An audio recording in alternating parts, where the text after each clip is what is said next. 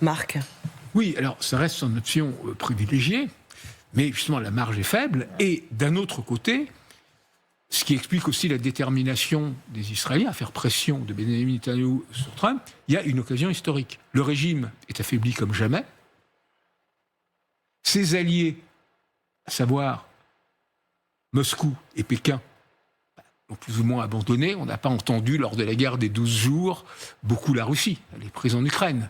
La Chine a d'autres intérêts. Il y a pourtant un partenariat stratégique, aussi bien avec la Russie qu'avec la Chine. L'Iran avait vendu des drones Shahid aux Russes pendant le début de la guerre en Ukraine. Voilà, là, pour le moment, ils sont seuls. C'est un régime qui a quand même été profondément ébranlé par ces manifestations, qui étaient quand même de centaines de milliers, voire de millions de personnes, avec plus de 30 000 morts dans la répression, ce qui est, en quelques jours, ce qui est absolument sans précédent. Donc, il y a ce moment. Est-ce que ils vont en profiter? C'est toute la question.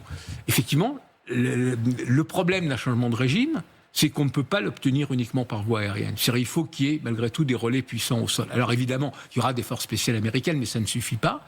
Et il n'y a pas aujourd'hui d'opposition armée structurée à même de faire quelque chose.